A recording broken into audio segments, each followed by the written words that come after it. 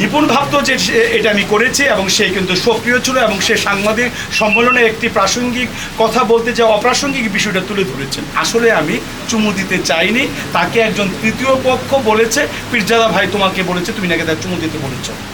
গত নির্বাচনের সবচেয়ে আলোচনার বিষয় হচ্ছে নিপুণ আক্তার, আপনি এবং একটি চুমুকাণ্ড। এই চুমুর বিষয়টা প্রভাবক হিসেবে কাজ করেছে। এখন বলতে পারেন কি প্রভাবক হিসেবে কাজ করেছে।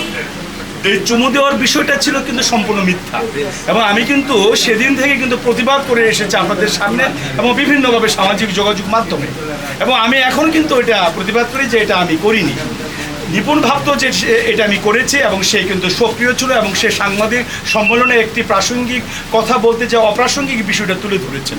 আমি সমাজে কিছুটা হেয় প্রতিপন্ন হয়নি তা না, আমি পারিবারিকভাবে কিছুটা ক্ষতিগ্রস্ত না তাই না, কিন্তু আমার সাধক বাবা বলছেন যে সত্য একদিন প্রকাশ পাবেই, বাবা তুমি অপেক্ষা করছো, এবং সত্য প্রকাশ পেয়েছে, 2 বছর পর প্রকাশ পেয়েছে যে আসলে আমি চুমু দিতে চাইনি, তাকে একজন তৃতীয় পক্ষ বলেছে, পীরজাদা ভাই তোমাকে বলেছে, তুমি নাকি তার চুমু দিতে বলেছ। এই কথা দ্বিতীয় মাধ্যমে এসেছে। এখন যেহেতু এটা মানে আলোচনা হয়েছে, নিপুণ দেখেছে যে একটা লোককে মিথ্যা অপবাদ দিয়েছে, অন্যের কথা শুনে তৃতীয় পক্ষ, সে ভেবেছে এই লোককে নিলে আমার জন্য ভালো হবে, প্রায়শ্চিত্ত বলবো না, যে এটা মূল্যায়ন করা হবে। আরেকটু ভেবেছে যেহেতু তার অভিজ্ঞতা আছে বিভিন্ন কর্মকাণ্ডে সরকারিভাবে মানে বা প্রশাসনিকভাবে, তাই তাকে যদি আমার কমিটিতে রাখি তাহলে আমাদের কমিটিটা আরেকটু ভালো হবে এবং তাকে দিয়ে কাজ করতে পারবো। তাই তার এই আবেদন আমাকে যে তার প্যানেলে নেওয়ার, আমি পরিবারবর্গের সাথে আলাপ করি, আমি স্ত্রীর সাথে আলাপ করছি, আমার বড় ছেলে ব্যারিস্টার তার সাথে আলাপ করেছি, এবং তারা সিদ্ধান্ত দিয়েছে আমি নির্বাচনে অংশগ্রহণ। আমরা শিল্পী, আমরা আমাদের চিরস্থায়ী শত্রু বলতে কিছু নয়। আজকে আমি নায়ক, আপনি ভিলেন, কালকে আমি ভিলেন, আপনি নায়ক। যেমন চরিত্রে তেমন আমাদের বাস্তবতা হয়, আমাদের বন্ধু সবাই আমাদের শত্রু।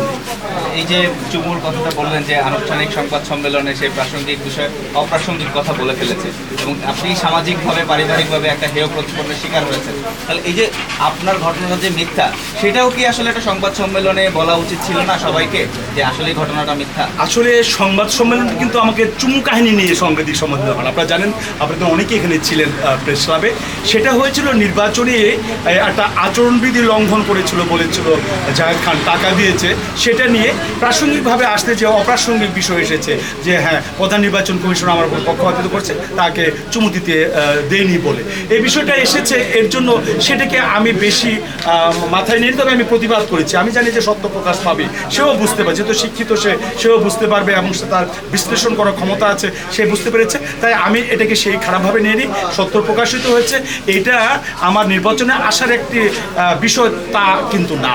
আমি নির্বাচনে এসেছি যেহেতু আমি সরকারি চাকরি থেকে রিটায়ারমেন্টে গিয়েছি, এখন চুক্তিভিত্তিক আছে, চুক্তিভিত্তিকের ক্ষেত্রে সকল সরকারি নিয়ম বিধান পালনীয় নয়, সেহেতু আমি চাই যে এই বয়স থাকতে আমি আমার এই ক্ষমতা থাকতে কিছু কাজ করার জন্য।